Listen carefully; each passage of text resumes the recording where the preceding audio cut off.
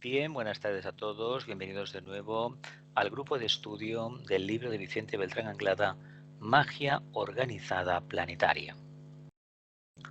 Estamos en la sesión número 8 y hoy es martes 24 de noviembre del 2020.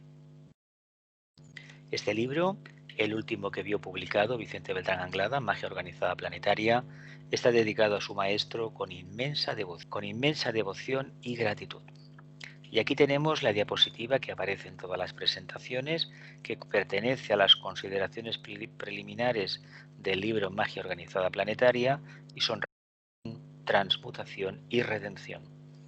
Renovación, transmutación y redención. Aquí nos quedamos en el capítulo 3, en esta diapositiva, en la sesión número 7. Dice, podríamos decir también, dice Vicente, que los devas invocados por los magos blancos, operando desde el nivel de la tríada espiritual, construyen los compuestos atómicos y moleculares que forman los planos átmico, búdico y manásico superior, los cuales contienen una importantísima cantidad del triple fuego monádico, que en el recipiente de manas se refunden para verificar cualquier tipo de magia de orden superior. Los devas, como sabemos por los estudios esotéricos, están en todos los planos.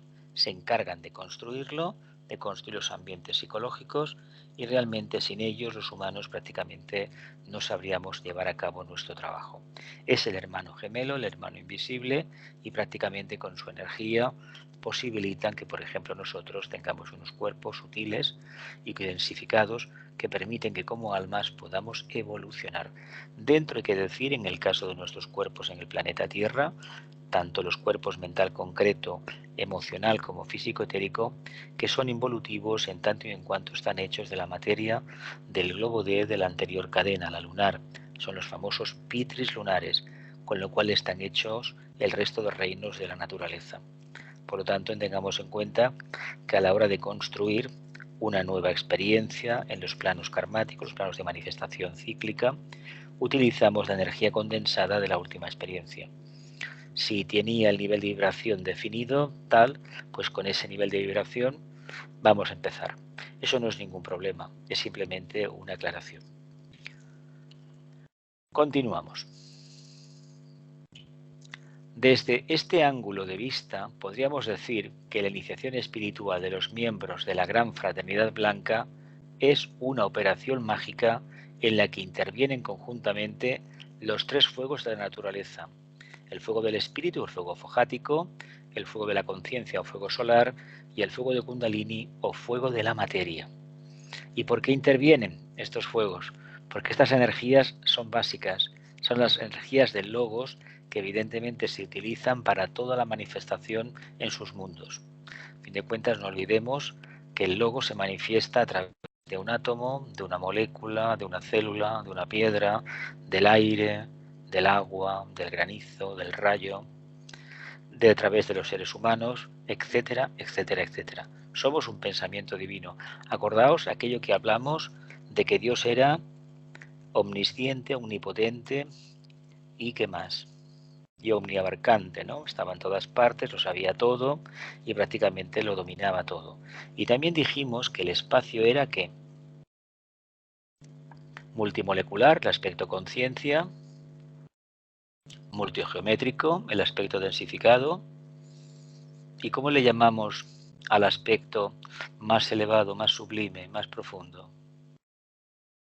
¿Os acordáis? ¿No? Multidimensional. Multidimensional, muy bien, perfecto. Me gustaría, vale, de acuerdo, a ver quién lo saca, venga. Dices, este ángulo de vista, podríamos decir que la iniciación espiritual de los miembros de la Gran Fraternidad Blanca es una operación mágica en la que intervienen conjuntamente los fuegos de la naturaleza, el fojático, el solar y el kundalínico. Vamos adelante.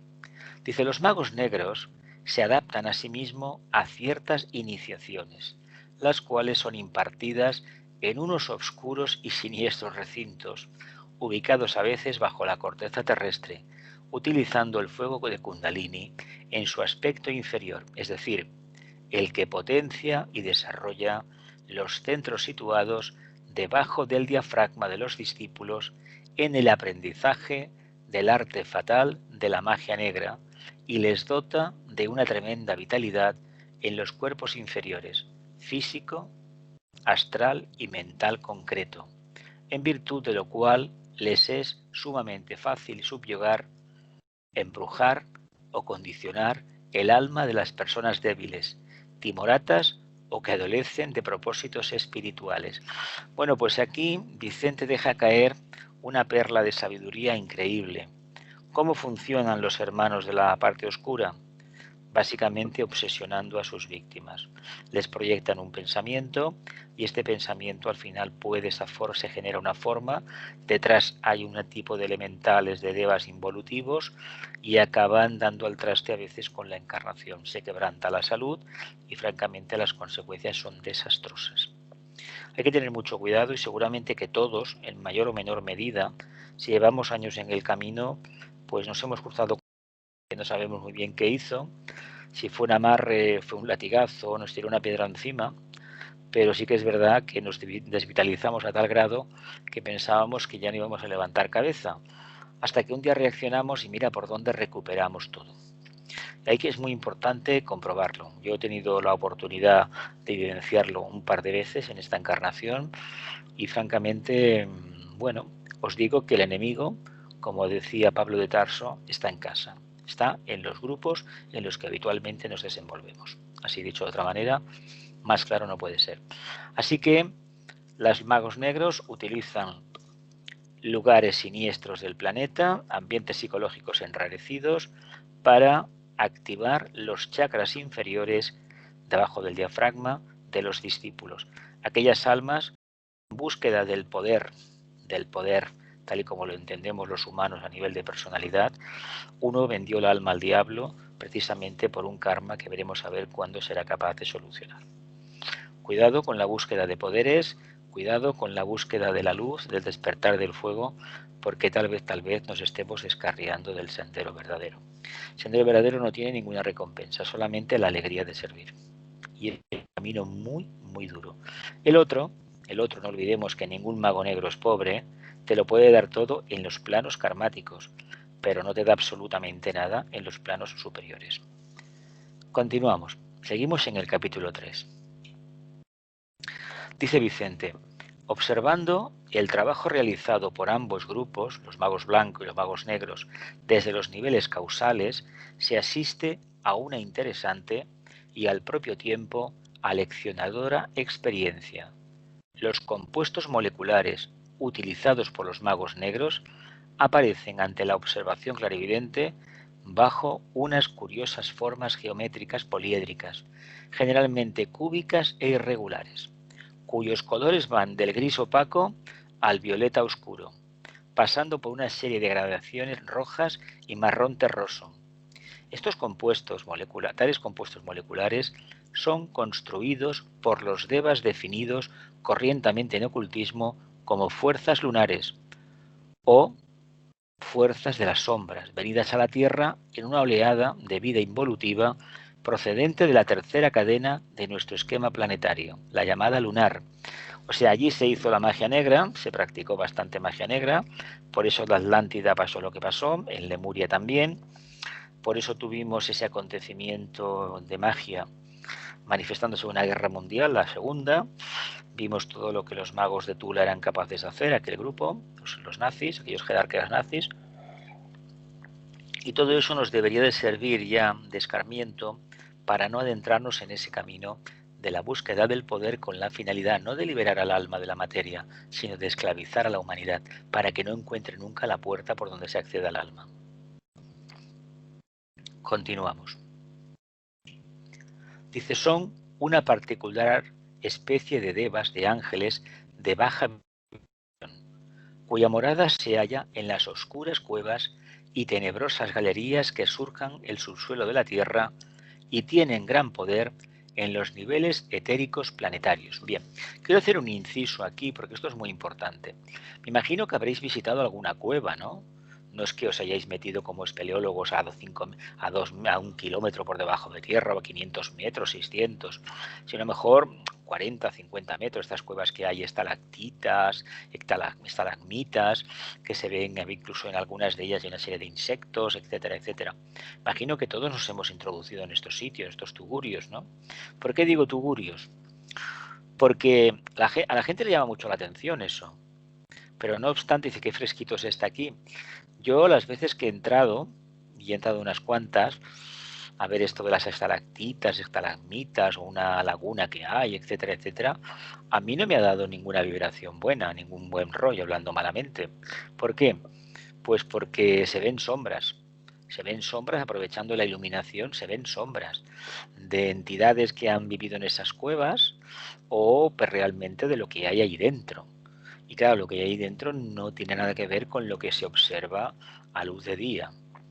Tal vez la inspiración aquella famosa del mito de la caverna tenga que ver con esa capacidad de los humanos de meternos en lo más denso, en lo más oscuro, para ir refugiarnos porque tenemos miedo a la luz.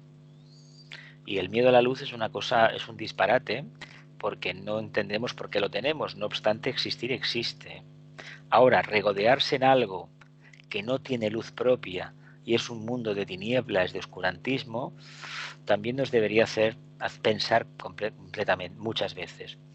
Por ejemplo, en los transportes públicos, en el metro, esas estaciones que hay que no están a veces muy iluminadas, hay rincones de los andenes que francamente, bueno, pues están ahí, ¿no? Vamos a decir eso, están ahí.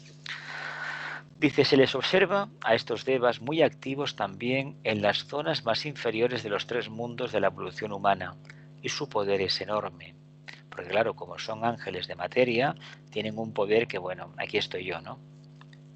Viniendo intensificando a través de las edades y por el escaso grado de evolución espiritual alcanzado por la mayoría de los seres humanos, cuya conciencia se mueve preferentemente en los niveles psíquicos inferiores y son una presa fácil para estos ángeles de las sombras, diestramente conducidos por los magos negros. ¿Qué sería entonces ese famoso genio de la lámpara que a tanta gente le llamaba la atención? Si es que alguno descubrió la lámpara, ¿qué sería?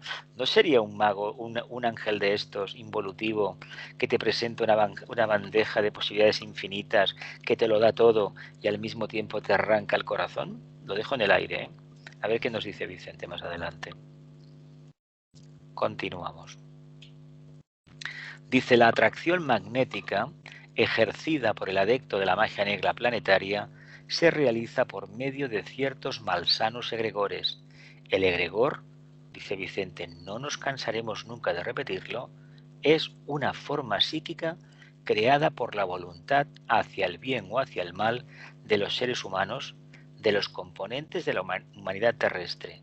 Dice, el egregor, creado por los magos negros en colaboración con la humanidad poco evolucionada, es robustecido por los devas de las sombras, a quienes en lenguaje oculto se los denominaron con justicia señores del cuadrado, pues se hallan especialmente activos en los niveles específicos del cuaternario humano.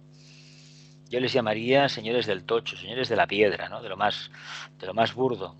Pero claro, como es lo que la conciencia humana tipo medio o tipo inferior, según el punto de vista del observador, puede apreciar, resulta que es muy apreciado por esa masa humana. Y esa masa humana es la responsable de que periódicamente se manifiesten en la Tierra ciertos egregores que se expanden como la pólvora, se van extendiendo por el mundo, y la influencia maligna afecta a toda la humanidad.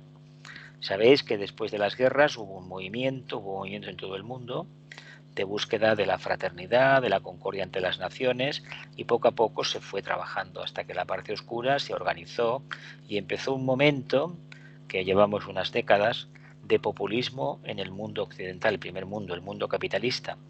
Y ese populismo, que está basado en el neoliberalismo, es decir, todo para los ricos y nada para los pobres, realmente ¿a dónde nos ha llevado? Pues a la pérdida de derechos, de libertades, y detrás de eso está, pues ni más ni menos que la pandemia o plandemia que estamos viviendo a nivel mundial.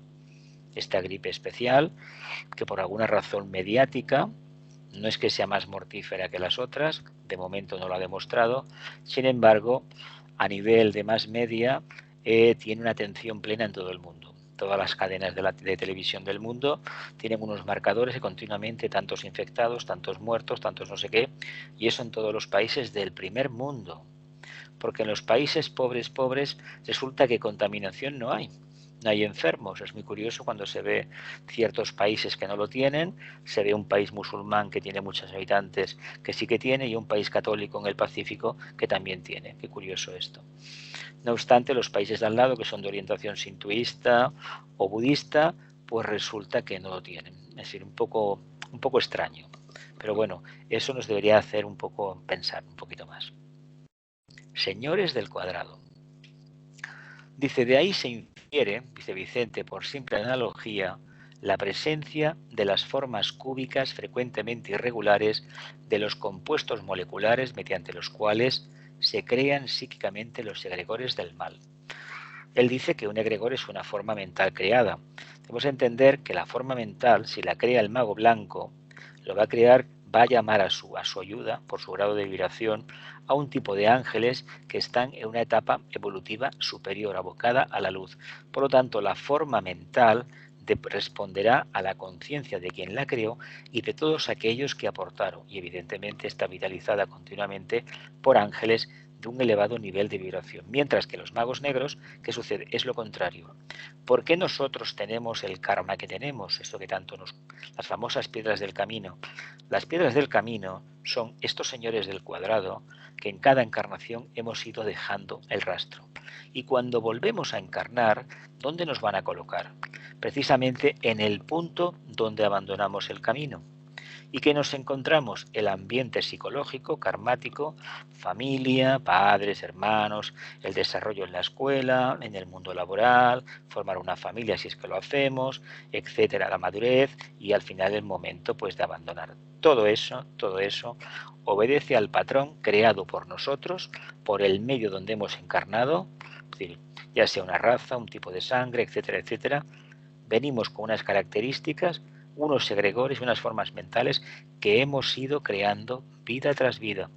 Por lo tanto, no podemos ser tan ilusos de culpabilizar a los demás o al medio ambiente o al destino de lo que nos acontece. Seamos valientes, arremanguémonos un poco más y anhelemos fervientemente salir de la cruz mutable y adentrémonos ya a la cruz de la responsabilidad, la cruz fija.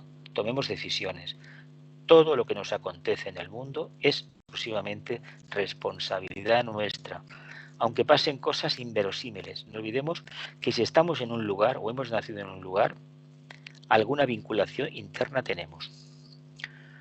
Venga, dice, la figura del cuadrado, coloreada por los sombríos colores anteriormente reseñados, indicará siempre a la percepción del clarividente entrenado el tipo de magia que se está realizando y el objetivo siniestro que está persiguiendo el mago negro. Yo imagino que habréis tenido alguna experiencia, aunque no siempre todo el mundo puede ver colores, y si los ve no los va a interpretar correctamente, porque no es nada fácil eso, pero sí que es verdad que se detecta en ese ambiente psicológico algo que te desvitaliza y algo que no te gusta estar allí, que te dice que te vayas. Bueno, es cuestión de investigarlo. Bien, ahora llegan las preguntas, familia. Así que, venga, preguntas, aportaciones, reflexiones, como gustéis denominarlo. Venga, preguntas. Albert.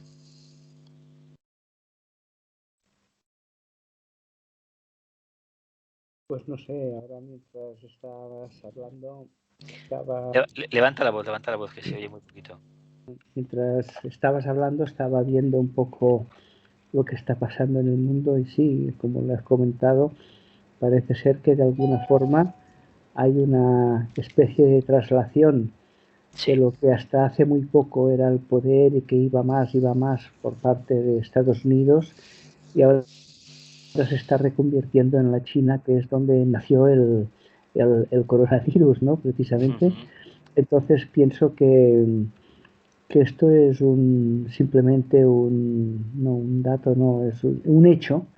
Es un hecho que nos podría indicar, así viéndolo de una forma más optimista, que la China, con su filosofía más oriental, aunque, a ver, también tienen su autoritarismo y también tienen sus rayo vicios, impecable. pero de alguna forma sería salir un poco de ese capitalismo tan salvaje que ha implantado básicamente el mundo anglosajón en el siglo XX, especialmente en la segunda mitad. No sé, se me ha ocurrido esa reflexión. Es interesante que cites a China porque el auge de China no es tanto que ellos puedan copiar lo que hacen los demás y que tengan un espíritu muy disciplinado, que puedan vivir con muy poquito, sean muy austeros. Todo eso y mucho más, y que los grandes filósofos como Confucio, Lao Tse hayan dejado su impronta. Todo vale, todo vale. Lo que hay que tener en cuenta es lo siguiente. China era un país que fue dominado, que en el siglo XIX se hizo algo terrible, se les intentó contaminar la potencia colonizadora, ya sabéis quién era, esa que tenía Hong Kong, y con el tema del opio ya sabéis lo que se hizo con ese país. Sí. Ese país se le generó un karma terrible. Las potencias colonizadores generaron un karma terrible. La ley de los ciclos te obliga cada cierto periodo de tiempo a cambiar las tornas, ¿no? Es decir, cambiamos la orientación del agua en los surcos y vamos a regar otra parte. Y ahora le toca a China. Y evidentemente de Oriente vienen cosas maravillosas. Yo leí una vez una cita atribuida a Napoleón que decía, algo así, temblaremos o el mundo temblará cuando China despierte. No sé si es así exactamente la cita, pero a mí me llamó la atención. Era bastante joven. Y hay que decir una cosa, a mí me sorprende, me gusta mucho el mundo del ferrocarril, de las construcciones, y la cantidad de documentales que hay en Internet, y además muchos de ellos doblados que son en castellano, en español, la verdad es que es asombroso la cantidad de máquinas que han construido, inventado, para hacer unas construcciones de puentes que parecen mágicas, o de trenes que cuando hace 20, 30 años, 40 no tenían casi nada. Fijaos qué cosa más curiosa. Es verdad lo que se le echa en cara a China, que no es una democracia al uso europeo. Deberíamos reflexionar si por democracia es ir a votar cada 4 años o democracia es otra cosa. De todas formas, sí es verdad, no hay libertad de pensamiento, eso sí que es cierto, no hay libertad de pensamiento, pero me parece que son Tauro ellos. Ya sabéis que a Tauro le gusta vivir bien y curiosamente mucho del producto que están manufacturando lo están consumiendo ellos. No tienen bastante con lo que producen, no tienen bastante. Hasta hace unos años lo exportaban todo, ahora necesitan de importaciones. Es muy curioso. No obstante, los podemos criticar, pero todo el mundo tenemos teléfonos, seguramente ordenadores que están hechos allí. Por lo menos lo que tengo de teléfonos y de ordenadores están hechos allí. Por lo tanto, comprendo que están ahí y están ahí para indicarnos algo importante. Que tal vez, sobre todo el espíritu de sacrificio y de entrega, los pueblos orientales nos dan una lección, nos dan. Ahora todos tienen un primer rayo poderosísimo, poderosísimo. India, Pakistán, Tailandia, ellos mismos, la verdad es que donde se pone un espíritu guerrero tremendo. Claro, en el fondo tiene que haber un cuarto rayo de armonía, y lo tienen, porque sus construcciones, la verdad, lo detectan bastante. ¿Alguna pregunta más? Venga, va. Elena, Gloria. Yo solo quería saber, un egregor es una forma mental que para crearse se tiene que repetir en el tiempo muchas veces, ¿no? Debe de alimentarse. A ver, un ejemplo sencillo. Pero la alimentamos entre todos, ¿no? Pero es una forma mental que alimentamos. A ver. Tú imagínate por un momento que a ti te pasa algo en la vida y a partir de ese día pues empiezas a pensar en la persona que te ocasionó ese daño, que te robó, que te pegó, que hizo lo que fuera, o que te despidió del trabajo, no precisamente en sentido positivo, alabándolo, sino todo lo contrario. En un principio nos parece qué tontería, no. Ahí se va creando una forma. Y en la medida que tú perseveres con ese pensamiento, esa forma se va haciendo más densa, más dura. Y esa forma acabará perjudicando seriamente a la persona que te hizo a ti eso, lo que fuera. Me explico, ¿no? Esto, si lo extrapolamos, relacionando con la pregunta de Albert de antes, a una nación, a un país, como por ejemplo el nuestro país, España, imaginemos los problemas que tenemos dentro de Europa son considerables, porque sabéis que nosotros no nos acabamos de definir todavía. Es decir, no sabemos muy bien qué somos. Pero es que hay que pensar que la forma mental que se generó con la Reconquista y lo que hemos tenido después de guerras civiles, de 5 presidentes de gobierno en los últimos 200, 150 años asesinados, etcétera, o por ejemplo el tema de ETA, que es un tema karmático, es como una guerra carlista. A ver, esto indica que hay una forma mental que precisamente está construida ¿por qué? Por aquellos que tienen un punto único de percibir una realidad concreta, muy determinada. Y esa realidad va en contra de la diversidad y además va en contra de la periferia. Sabéis que este pueblo fue colonizado por los íberos y le llamamos España por el dios Hispán de los íberos. Y puede que esto se pierda la noche de los tiempos, sea un culto atlante, lunar, y vete a saber de dónde viene. Sí que es verdad que es muy difícil encontrar acuerdos en la piel de toro, ¿eh? La piel de toro, ¿eh?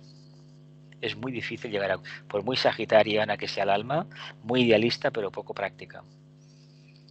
Me explico, ¿no? Uno tiene la obligación de tener ideales, pero los ideales los ha de seleccionar y el que le ve parezca mejor y más factible lo debe de consumar.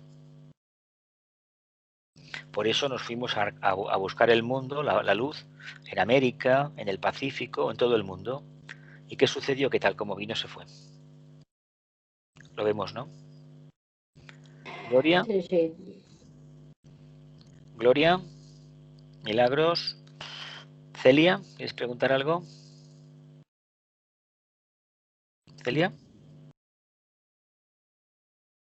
¿No? Una cosa, Jesús. Dime, Albert, dime. A raíz de lo que acabas de comentar, estás hablando de España y Hispania. No, Hispania era romana. Pero y Portugal, ya sé que es Iberia, ¿eh? Sí, pero es el dios Hispán, es el mismo problema. Pero quiere decir que Portugal tiene una idiosincrasia totalmente distinta a España. Portugal se separó de la corona. Cataluña no lo consiguió. Sabes la Sí. historia, ¿no? Sí, ¿Por qué se escoge la capital en Madrid? Esto me lo explicaron hace muchos años uno que enseñaba historia en un instituto. Porque así no se le daba la razón a la corona de Aragón y tampoco al reino de Portugal. Y claro, cometieron un error porque la meseta no está comunicada. Si hubieran escogido Sevilla, mira, estaba el río, ¿no? Para comunicarse. Hicieron lo peor. Y eso es un carácter de aislarte del mundo. Por eso hemos llegado tarde a todo, ¿no? Y también es verdad que hemos tenido, a ver, el dictador que tuvimos, tonto no era, hablando en plata, no era tonto. Refleja mucho el alma española, muy idealista, muy cerril y sobre todo enemiga de los cambios, ¿eh? Y claro, eso es muy duro. Además, somos el único país del mundo que nos podemos llamar civilizado y somos una potencia mundial, no nos engañemos, por mucho que lo critiquemos, que nuestro dictador murió en la cama con testamento, ¿eh? Y encima lo hemos tenido 44 años en un mausoleo pagado por todos los ciudadanos, ¿eh? Que esto es algo que no entiende nadie, ¿eh? Pero es que somos así. Eso es un exceso de idealismo. Era Sagitario, ¿no? Él era Sagitario. Pues Sagitario o Escorpio. Sagitario. Bueno, y se fue en Escorpio. No, era Sagitario. Sí. Sagitario, sí. Creo que era Sagitario en un país sagitariano. O sea, que además, creo, yo es que lo escuché de un astrólogo en Amigos de la India, que el horóscopo de España y el de él había coincidencias. Hombre, si uno llega al poder en un país, ya sea por golpe de Estado o por lo que sea, un ser que sus compañeros de estudio, de militares, decían que era apocado, es que tenía algo, ¿eh? Sí, la gente, eso se puede contar a nivel de reflexiones en grupos esotéricos. Tenía algo especial. Carácter mesiánico. Ahora, ¿a qué precio se consiguió eso? Tremendo. Pero es para que nos demos cuenta cómo funcionan las formas mentales, los egregores, ¿eh? Porque los problemas que tenemos nosotros en la vida diaria son formas mentales construidas con ahínco, de forma de pensar de una manera, de desear de otra y de no estar en silencio para que esas formas se desvitalicen, ¿eh? Lo vemos, ¿no? Más o menos. Continuamos, venga. Perdón, yo quería comentar una cosa. Dime. A ver, hemos hablado de la China y hemos considerado que están en una evolución adecuada. Yo podría comentar que la crueldad de esos países, tanto de la China como de Japón, no tienen parangón. Yo tengo familia coreana y no sabes la crueldad que han aplicado ellos contra otras personas ni la falta de libertad. Claro, es muy fácil decir que hay armonía cuando Bueno, yo no estoy de acuerdo con lo que habéis dicho, ¿eh? O sea, A ver, yo no justifico eso. Yo lo que he dicho, que nosotros aquí ponderamos mucho el tema de la democracia, ellos no lo hacen, hacen lo que hacen y nos debería hacer reflexionar a nosotros que ponderamos la democracia y la libertad.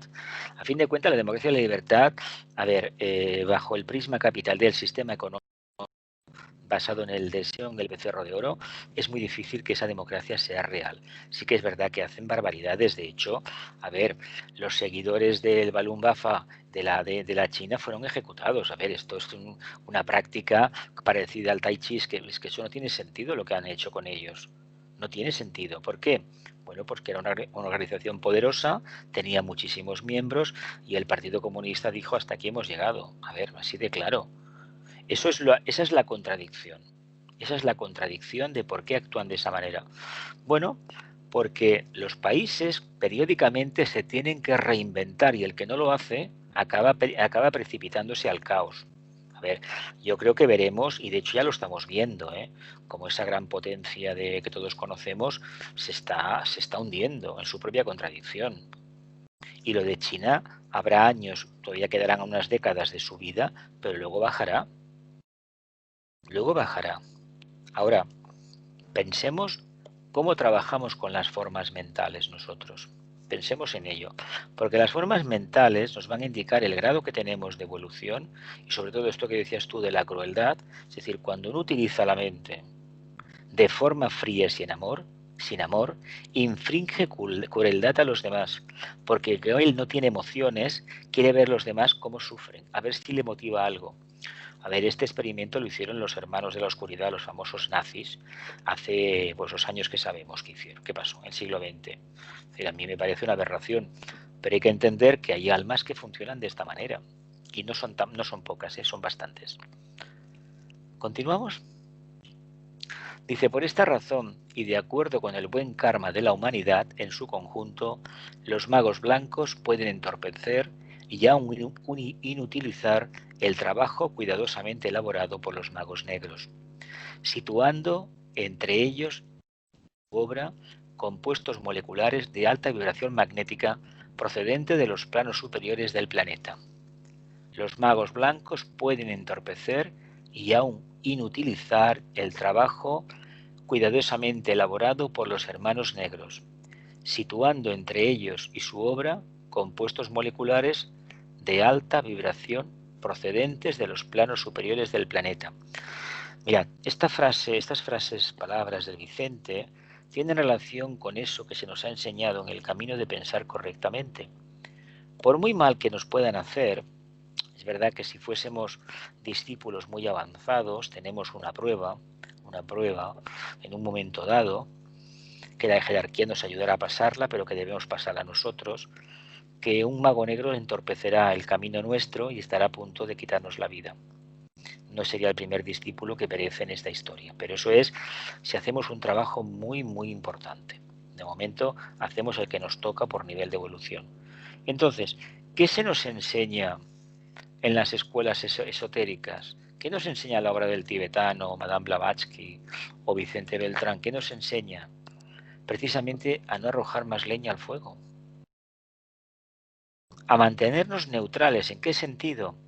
Analizar las cosas, tenemos la obligación de hacerlo.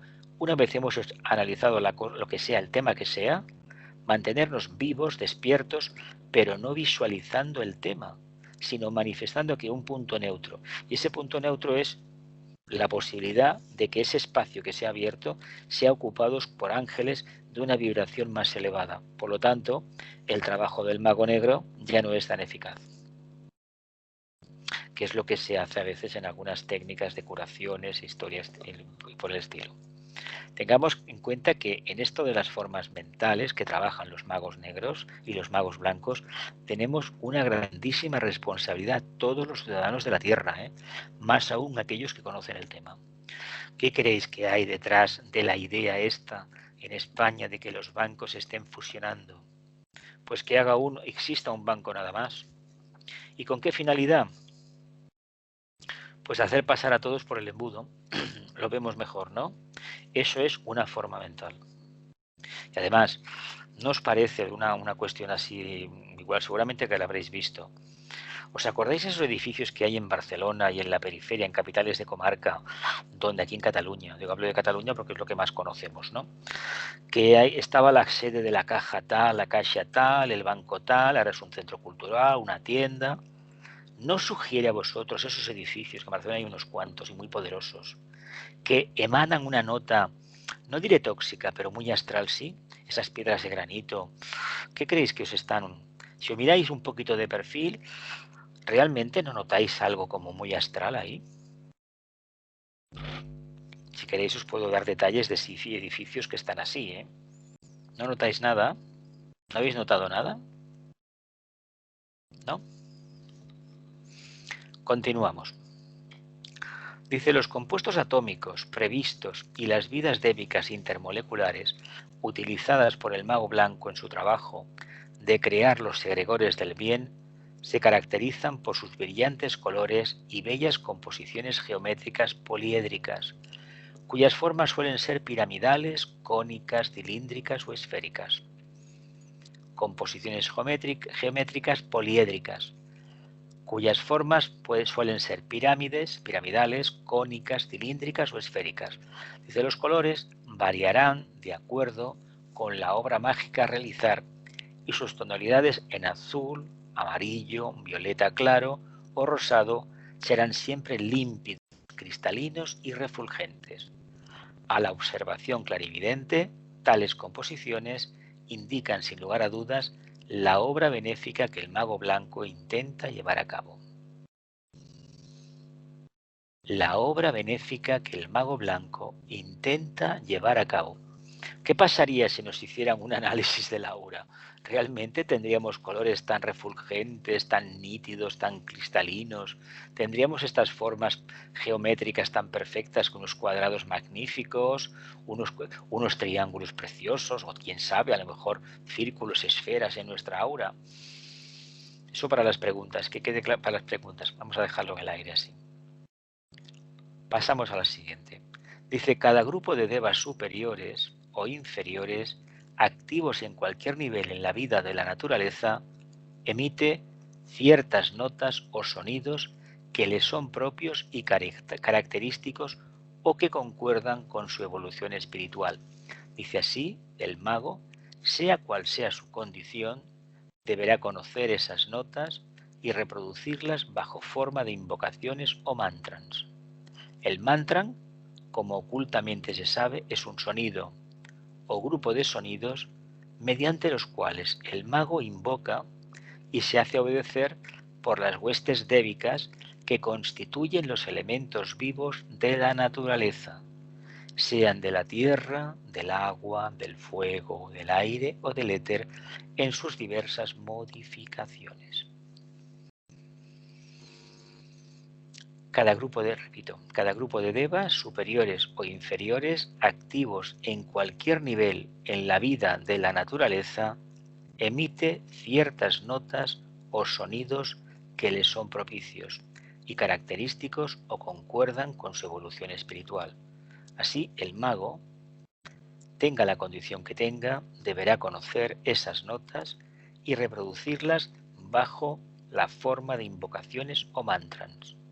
Dice, el mantra, como ocultamente se sabe, es un sonido o grupo de sonidos, mediante los cuales el mago invoca y se hace obedecer por huestes angélicas, sean de la tierra, del agua, del fuego, del aire o del éter en sus diversas modificaciones.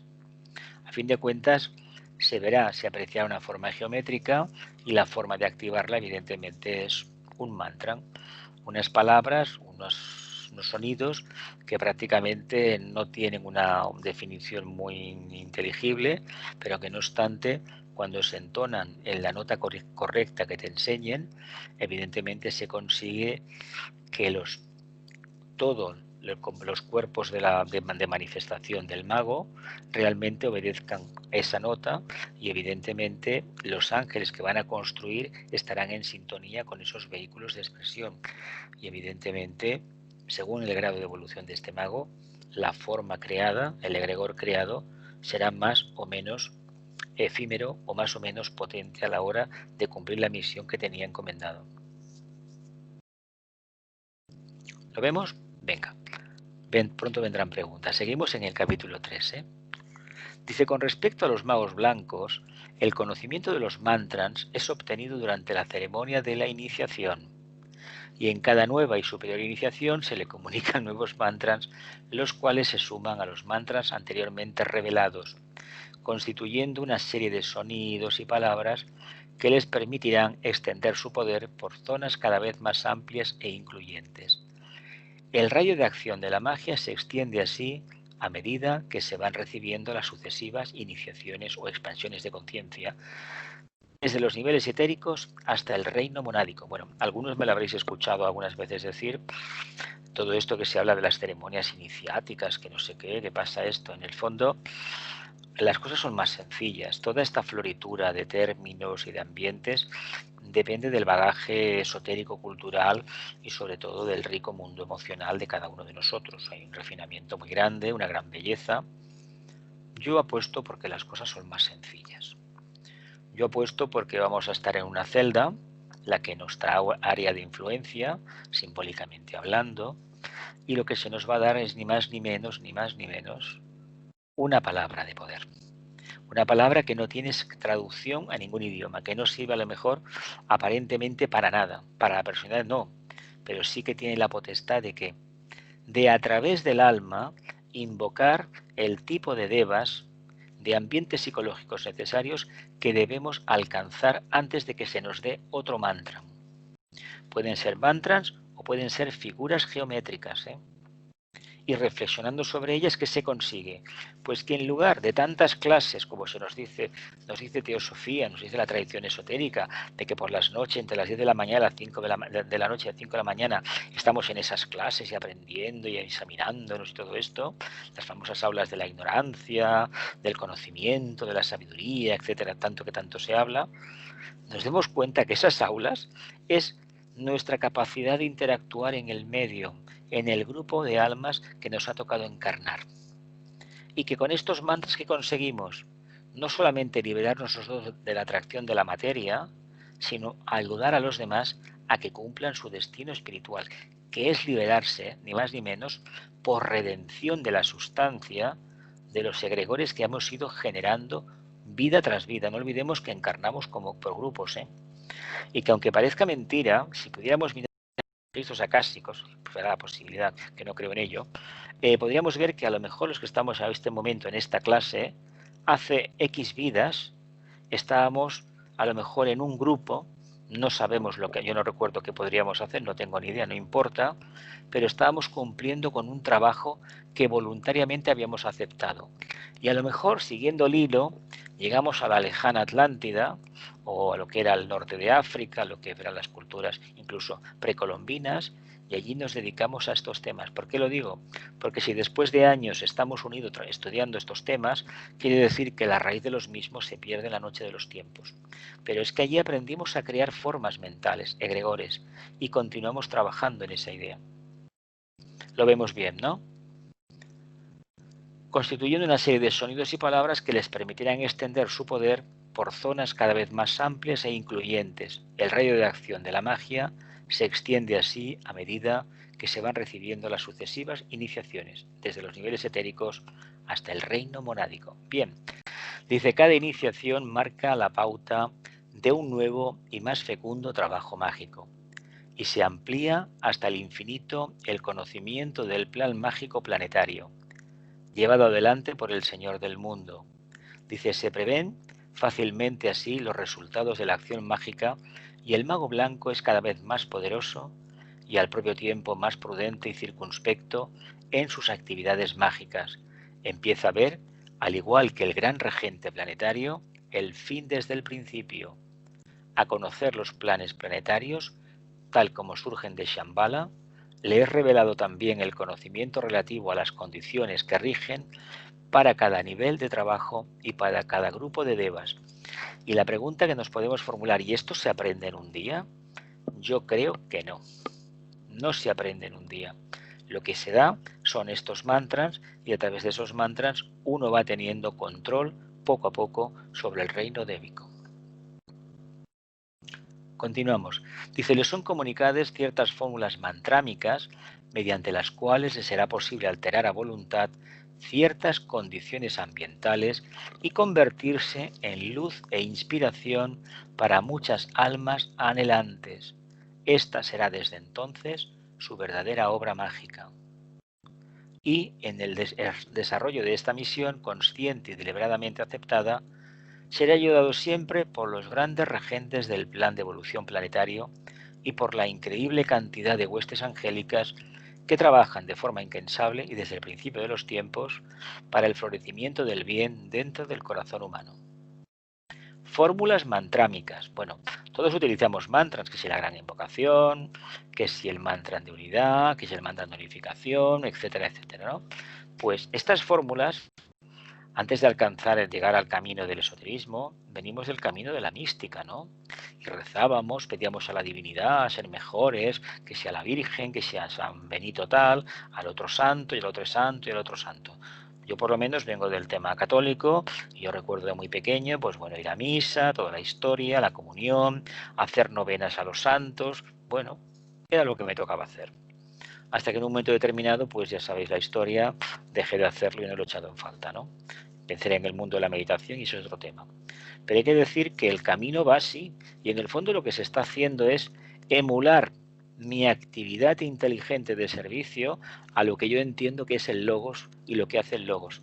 Porque el logos emite una nota, una nota vibratoria, un mantra. Se dice que es el Om. Bueno, vamos a creer lo que es así. Y el día que deje de entonar esa nota, el mundo como lo conocemos ya entrará en un periodo de ¿qué? De pralaya, ¿no? Empezará a desintegrarse, ¿no? Empezará a centralizar toda la energía, se convertirá como una especie de foco negro oscuro que absorberá la materia manifestada y eso explotará si es que toque y se concentrará en algo, ¿no? Y de ahí empezará un nuevo ciclo. Bueno, pues como nosotros más o menos. ¿Continuamos? Dice, con respecto a las actividades realizadas por los magos negros, habría que decir lo mismo que con respecto a los magos blancos, aunque invirtiendo el nombre del proceso estructural de la magia llevada a cabo y considerando las iniciaciones recibidas en sus oscuros siniestros recintos como unos simples acopios de conocimiento cada vez más extensos y profundos de las leyes que rigen la materia a favor de la cual han decidido trabajar.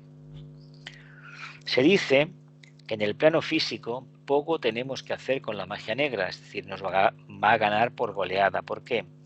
Pues porque nosotros, como nos dedicamos o queremos, a veces digo que creemos y a veces que queremos, ¿no? Dedicarnos al bien, pues no nos damos cuenta que cuando nos ponemos a trabajar con los mantras, por mucho que uno diga a través de los rezos ante cualquier religión del mundo que uno pide para los demás, si tuviéramos visión clarividente nos daríamos cuenta que cada uno pide para sí mismo una parte, ¿no? Acordaos que en países donde el sexto rayo es muy potente, la gente iba a su templo, a su divinidad, y les pedía que en la guerra matara al enemigo. Imaginaos qué contradicción poder hacer una formulación de este tipo, una petición así. Imaginemos por un momento que al Creador le llega por un lado la plegaria invocadora de magnanimidad, de comprensión, de amor a todo lo manifestado, y por otro lado decir, no, a los otros los matas, yo te serviré, pero a los otros me los quitas del medio, ¿no? A ver, una contradicción total. Pero esto nos pasa porque no nos damos cuenta que lo que nosotros hemos invocado a lo largo de las edades es la actual personalidad y conciencia que tenemos ahora. Parece extraño, ¿no? Pues nosotros, mediante nuestros actos de invocación, hemos construido en el mundo en el cual nos desenvolvemos habitualmente. Mundo karmático, ¿no? Que le llamamos. ¿Llegamos a las preguntas, familia? Venga. Venga, que hay materia, ¿eh? Que es un tema muy importante. Además lo expresa muy bien. ¿Familia? ¿Celia? Jesús, ¿me oyes? Muy bajito, ¿eh? Sube el nivel. ¿Hasta qué punto son efectivos los mantras? ¿Hasta qué punto? Y no les damos la vibración adecuada. Porque la mayoría de veces no les damos esa vibración que habría que dar. Mira, un caso, vamos, yo que estuve en la Iglesia Católica, un caso es el Padre Nuestro. El Padre Nuestro era una reflexión a cielo abierto, un diálogo con el Creador, pero no era como la gente entendía. Es decir, lo que estábamos pidiéndole al Padre es ni más ni menos lo que nos da cada día, el prana solar, el maná. Ese es el pan nuestro de cada día. Nosotros no vivimos de lo que comemos, vivimos del prana que el logo solar exhala. Por lo tanto, ¿qué sucede? Que cuando uno tiene el nivel de conciencia que tiene, pues resulta que los mantras son utilizados de forma negativa, incorrecta, pero solamente aprendemos en la Tierra a través de la prueba y el dolor del fracaso, y el error. No hay otro método. Para que lleguemos a un método de inspiración directa, hemos de picar mucha piedra, subir a la cima de la montaña y entonces sí que habrá la opción, pero porque nos lo hemos ganado, de percibir directamente. Pero claro, ya no habrá una personalidad que nos diferencie de lo que es el alma. Por ejemplo, otro caso muy sonoro es el del OM. A ver, yo asumo que el OM no me sale como me debería salir. Y que os he dicho varias veces que he escuchado 2 o 3 OMs a lo largo de los años que son geniales, magistrales. ¿Por qué sale? Pues sale el OM que en el nivel de conciencia que tiene uno, nada más. Yo sé que hay gente que practica mucho, pero a mí no me vale esa experiencia. ¿Por qué no me vale en la entonación del OM? Porque el OM ha de ser espontáneo. Espontáneo. Si estamos ensayando a hacer un buen OM, no pensemos que detrás hay un alma poderosa que está irradiando. Teatro podemos hacer todo lo que nos dé la gana, todo lo que deseemos, pero debemos ser sinceros. Si ya sabemos, los que venimos, por ejemplo, de la Iglesia Católica, era muy divertido ver los golpes de pecho. Señor, Señor, y venga golpes de pecho. Y luego veíamos, pues bueno, los comportamientos de algunas personas con tanto golpe de pecho y tanta historia, pues que a veces no concordaban demasiado, ¿no? ¿Más preguntas? ¿Celia? Jesús, Dime. ¿qué diferencia hay entre una creación mental o a través de una palabra o mantra? O sea, la Una diferencia. creación mental. Sí, ver, cuando se hace solo mental o a través de la palabra. Es más fuerte, quizás. A ver, la palabra, el mantra, invocas, alteras los éteres y estás invocando la huesta angélica. A nivel sonoro es mucho más eficaz. Para el plano físico, para el plano mental no. La mental ha de ser mente, pensamiento. ¿Por qué se dice los 3 sons? El último ha de ser más fuerte, porque afecta que al mundo de la forma, ¿no? ¿Para qué? Para que esos devas que deben de trabajar se despierten. Pero a la hora de crear un egregor, por ejemplo, positivo, por decirlo así, es mejor hacerlo mentalmente, entonces, ¿no? No, pero tú lo proyectas mentalmente, pero tendrás que darle una parte emocional y otra física, ¿no? Etérica, ¿no? ¿Cómo se va a desenvolver? Etérica. ¿Cómo se va a desenvolver? ¿Me entiendes? ¿Cómo vamos a conseguir que el egregor... Creas la forma mental, le pones la parte emocional que necesitas. Esto lo hemos aprendido. Sí, lo hemos hablado muchas veces, sí. En magia blanca. Sí. En el estudio de magia blanca hemos aprendido esto. Una forma mental tiene que partir de una idea abstracta que se va concretizando. Se le da el impulso evolutivo de tu propia conciencia y tiene que ir añadida con qué, bañada con qué, con tu mundo emocional más refinado y con el carácter pragmático tuyo. Si en esto, esa forma mental no va a ninguna parte. ¿Entiendes? A fin de cuentas, sí. Pensemos por un momento que somos una emanación, una proyección holográfica del átomo manásico permanente. Somos mónadas, sí, pero la capacidad que tenemos como mónadas de expresarnos es el Jesús que conocéis, la gloria, etcétera, etcétera, los demás. ¿Es así de claro? ¿Lo vemos o no? ¿No? ¿Alguna pregunta más? ¿Celia? ¿Milagros? ¿Elena?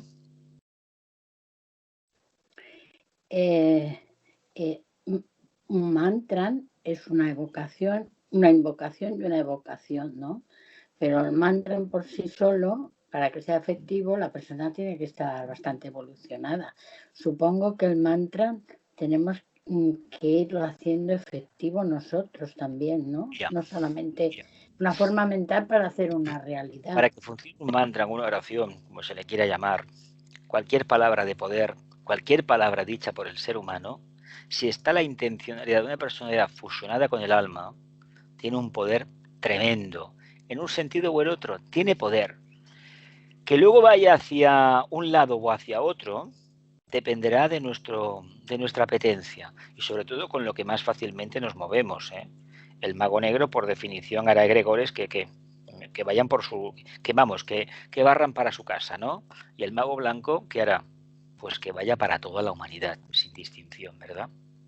Claro, en este momento, en este punto, habría que decir lo siguiente: si no estamos muy seguros, mejor no invocar. Por ejemplo, el Padre Nuestro. No se puede ir a la iglesia o a un templo. Padre Nuestro que estás en los cielos, bla, bla, bla. No, no, no, no. Esto es un trabajo mental de construcción, de invocación a los ángeles. Es como la gran invocación. Si no estamos firmemente centrados en la mente, no sirve absolutamente para nada. Así de claro, hay que decirlo. Y lo mismo pasa con todos los mantras. ¿Por qué es tan difícil que quien los utilice realmente sepa lo que está haciendo y tenga un día una alborada de conciencia nueva y de caramba? Pero si esto es lo que yo creía, pues sí que es. Si la gran invocación se hace bien, si los sons se entonan correctamente, o por ejemplo el Padre Nuestro se hubiese hecho como Dios manda, que la gente lo hacía, no todo el mundo era bla, bla, bla, bla, no, la gente reflexionaba. Hay que recitar el mantra pensando y reflexionando al mismo tiempo lo que se está diciendo. ¿Alguien lo hace? ¿Alguien escucha el Om y nota el efecto que produce dentro de su cabeza cuando lo está entonando? ¿Y ve al alma entonar el Om y lo percibe y lo exhala y lo imita? A ver, esto es lo que se nos dice en la enseñanza esotérica. Pues lo mismo cuando hacemos la gran invocación, porque a fin de cuentas, en los primeros párrafos, la primera estrofa te habla de qué? De la mente de Dios, te habla del corazón de Dios y te habla de la voluntad de Dios. Shambhala en este caso para nosotros. La gente visualiza esta capacidad de acceso a Shambhala, ojo, porque es un camino de construcción de una antakarana superior, que como cuando lleguemos a la tercera iniciación tendremos acceso a Shambhala, por cuestiones de servicio. Si esto no lo hacemos bien aquí, a ver, no estamos construyendo nada, nada. A ver, imagino que casi todos tenemos fibra óptica en casa y si habéis visto el aparatito ese, es un tubito que prácticamente es inapreciable y van fotones, cuantos de luz. Si no se hace la conexión correcta, la luz no pasa. Pues resulta que nosotros esa conexión todavía no la tenemos. Falta de perseverancia, falta de pericia, lo que sea.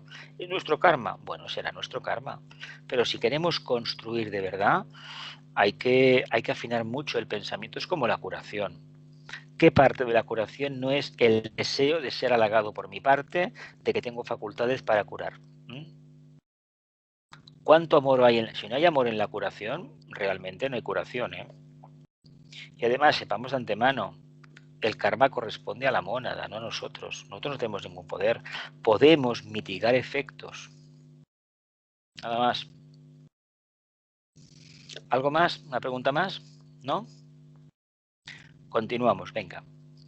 Dice, obtienen así, al igual que los magos blancos, lo que podríamos denominar secretos de la voz, o aquella multiplicidad de sonidos o mantras mediante los cuales les será posible invocar y hacerse obedecer por los devas lunares en muchas de sus huestes y jerarquías para obtener resultados mágicos en los niveles inferiores de la vida, de la naturaleza y en los de la vida social humana. Imagino que os gusta la música, ¿no? A la gente, a los que estáis en el grupo, independientemente de si entendemos de música o no entendemos la parte técnica, ¿verdad que sí?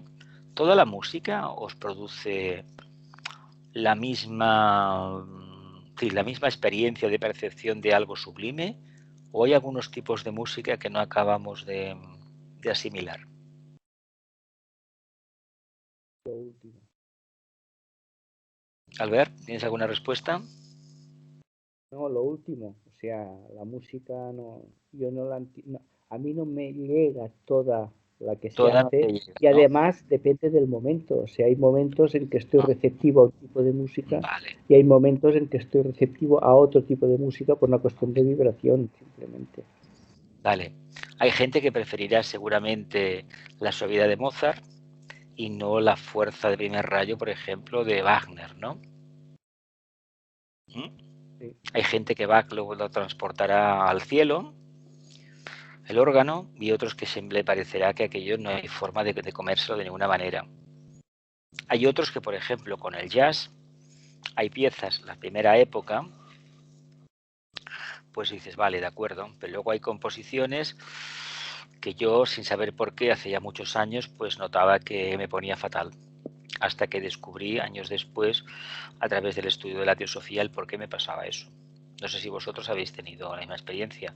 Eso es aplicable a algunos palos del flamenco, a los boleros, por ejemplo, a todas esas canciones desgarradoras que dan dramas, que remueven el plexo solar y realmente te provocan un nudo en la garganta. ¿No os ha pasado esta experiencia? Porque si la música nos puede transportar al séptimo cielo, también nos puede bajar al infierno. ¿Me explico, no? ¿Sí? Venga, continuamos. Dice, los magos negros van recibiendo las iniciaciones cada vez más densas, si podemos decirlo así, en el orden expresivo planetario, y a medida que van adquiriendo el poder material que las mismas les confieren, pueden profundizar cada vez más en el reino de la materia y van perdiendo consecuentemente cada vez más de vista el reino del espíritu, es decir, se van adentrando cada vez en la materia. Por eso os decía, no se conocen magos negros pobres. Y es curioso porque en todo el mundo, los que más o menos identificamos en esa tesitura, la verdad es que nadan en la abundancia. Tienen tanto que no saben ni lo que tienen, ¿no? Pero hay que decir una cosa, no tienen lo suficiente. Ninguno. Quisieran tener más. Continuamos. Dice, van creando así a su alrededor una aura cada vez más densa y sombría, cuya potencia se irá incrementando hasta llegar a un punto de solidificación que absorberá sus conciencias y les ocultará para siempre la línea de la luz espiritual que lleva a lo eterno, a los planos superiores de la naturaleza, y les convertirá en partes inseparables de la materia, con la cual habían decidido trabajar y de la cual se hicieron inseparables compañeros. Para ver cómo trabajan los magos negros os puedo recomendar unas cuantas películas, pero hay una serie de Star Wars que ahí se ve clarísimamente el mago negro cómo funciona, ¿eh? Y los poderes que tiene. Lo dejo en el aire, ¿eh? Que yo que quede, sabéis que hay mucho aderezo, pero la verdad es que se ve clarísimamente cómo trabajan, ¿eh? Y además vestidos de negro. ¿Y por qué va la gente de la banca vestida de negro?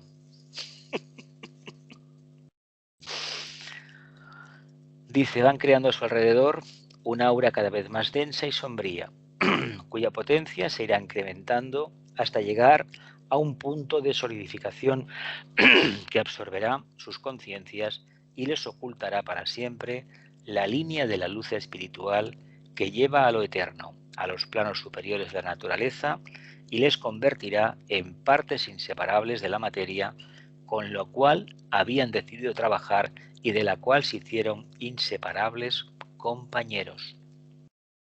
Al final, ¿uno con qué se identifica? Con aquello que va creando pacientemente, ¿verdad? Con aquello que está alimentando, hasta que aquello parece que, hijo de uno, ¿verdad? Pues cuidado con esta identificación. Dice, se convierten así en almas perdidas. Pero aquí el término alma perdida no es lo que la gente entiende en plan escorpiniano, es algo mucho más profundo, ¿eh? Para las cuales ya no existe prácticamente salvación, místicamente hablando, y cuya única alternativa será la de llegar a formar parte integrante de la materia, de cuya sustancia nutren su yo e iniciar a partir de aquí su evolución como almas, debiendo recorrer el camino que sigue las corrientes de la vida involutiva que crean los reinos inferiores de la naturaleza y esperar que la evolución cíclica y la infinita compasión de los señores del karma les ayude para que puedan un día recobrar su yo espiritual y aquellas condiciones que harán posible que en un lejanísimo futuro puedan integrarse como seres humanos a la corriente ascendente de la vida espiritual. Tal es el justo castigo por haberse rebelado contra la augusta justicia de la creación. Se dice que en un momento dado, son casos muy excepcionales, esto se hablaba en teosofía de la octava esfera, el Avicii, que aquellas almas que habían caído vida tras vida, decididamente poniendo todo su potencial en la parte oscura, llega un momento que como mónadas han de volver otra vez de nuevo a fundirse en la materia. Imaginaos que nosotros estamos dentro de la materia como mónadas, pero estamos intentando salir. Pues imaginaos por un momento que lleguemos a formar parte de la piedra más densa o del barro más denso. Imaginaos lo que hay que evolucionar ciclo tras ciclo hasta alcanzar la etapa del cuarto reino, el reino humano. También el tibetano en algún libro llegó a sugerir que todos en el fondo hemos hecho magia negra en un momento de nuestra evolución. ¿Por qué? Pues porque buscábamos lo mejor para el yo separado. Para uno mismo, vaya, no para el grupo.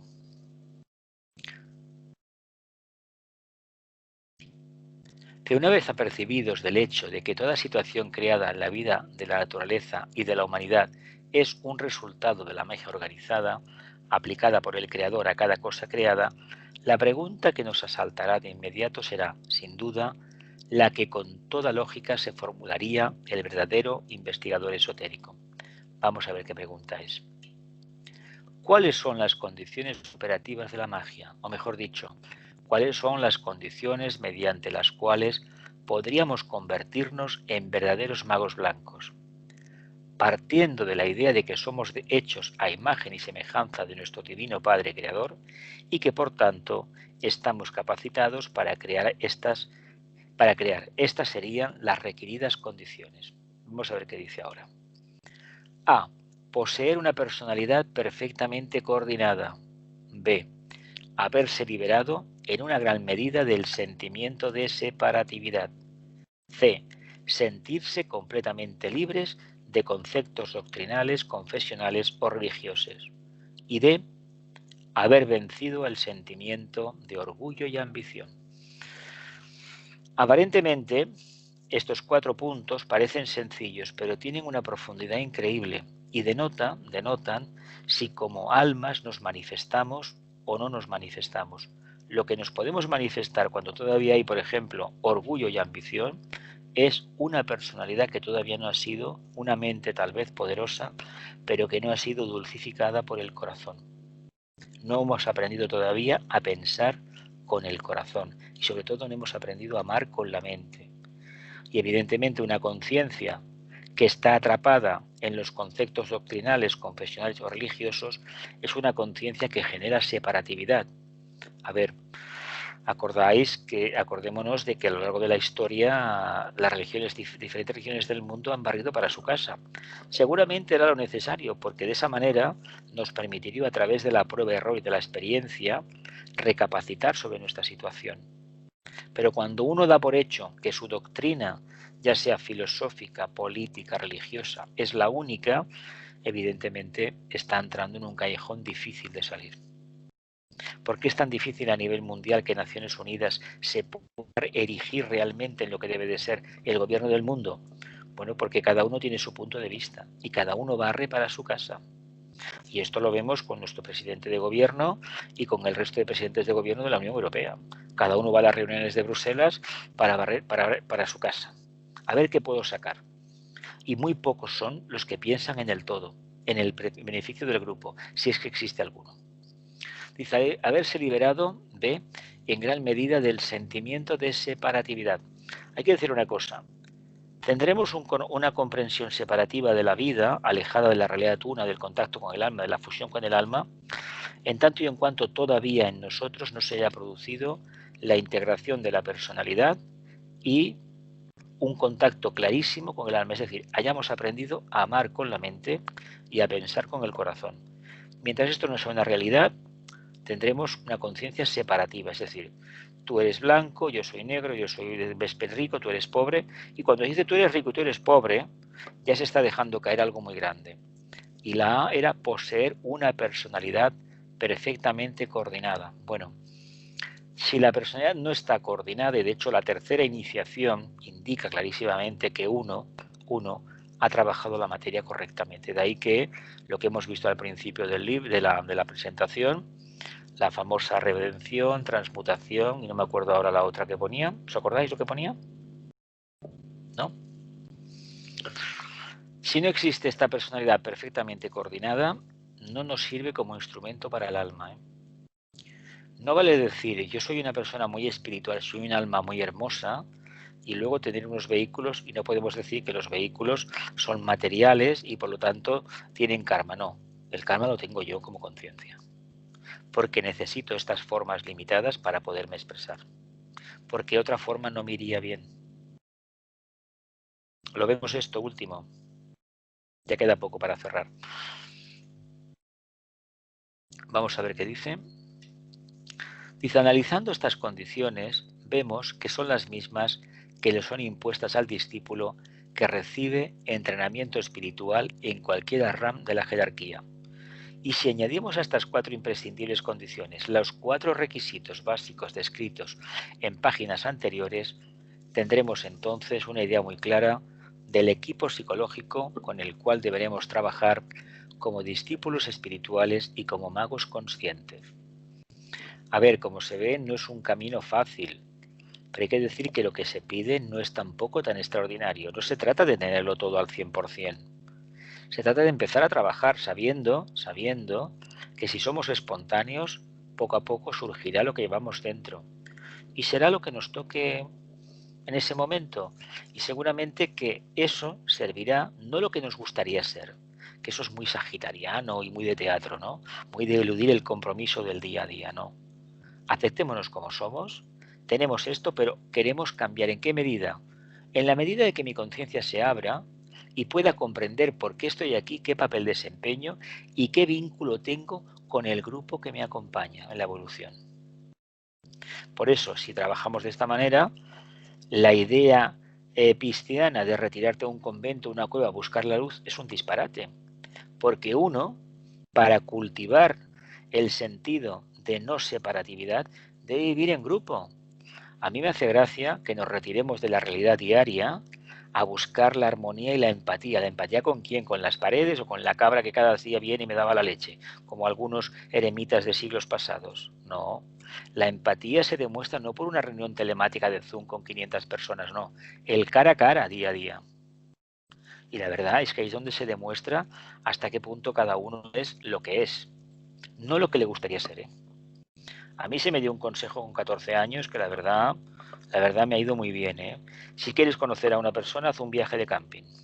O mejor dicho, comparte una habitación, unas vacaciones, y vas a ver a una persona que no conoces de nada, pero que en un viaje, porque el suplemento individual era muy caro, que te ponga una persona. Puedes tener experiencias maravillosas o experiencias del otro tipo.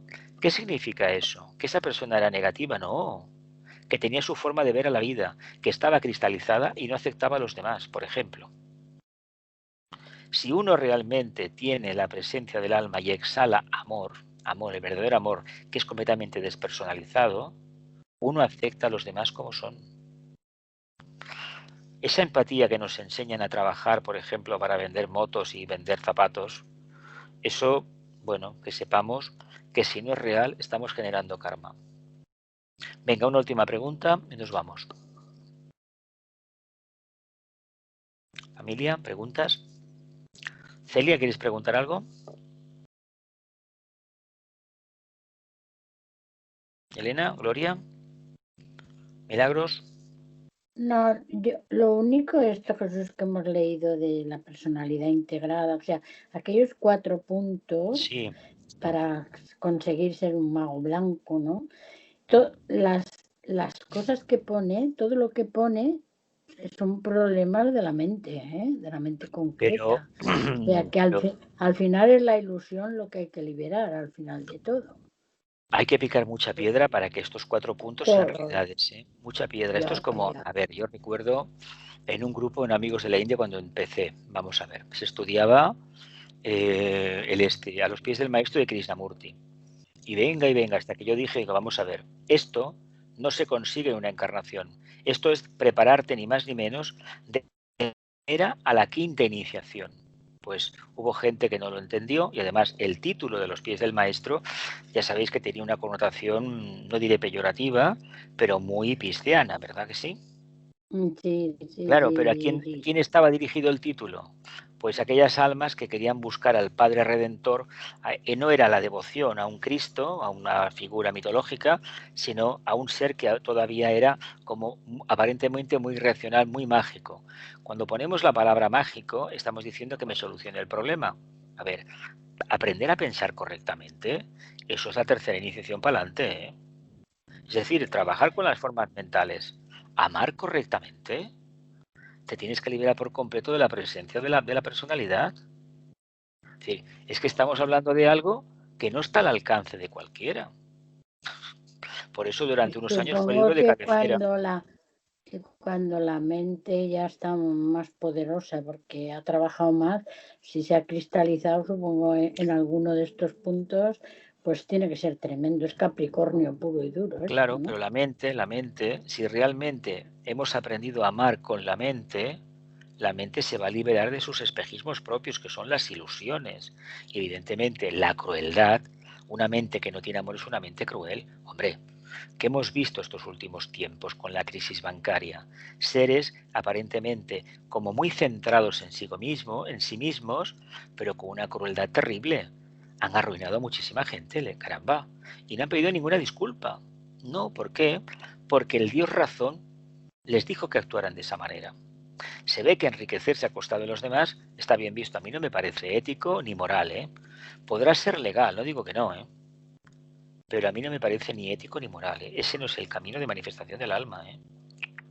Ni acumular riquezas para que los demás pasen necesidades. Esto no tiene... incluso más, dilapidar la energía del dinero, que es una energía sagrada, en caprichos y en vaguedad, en tonterías, es mucho más karmático que acumular dinero. A fin de cuentas, acordaos de cómo han acabado aquellos avaros envueltos de monedas y viviendo en la miseria, ¿no?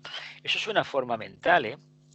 Esas ideas, esas personas que hemos conocido, que seguramente todos conoceréis alguna en vuestro entorno, que padece el síndrome de Diógenes, seguramente es de alguien que en su momento de una vida no tenía de nada y le ha empezado una adherir en un momento determinado a recoger cosas que los demás tiraban, que nunca va a utilizar, ¿eh?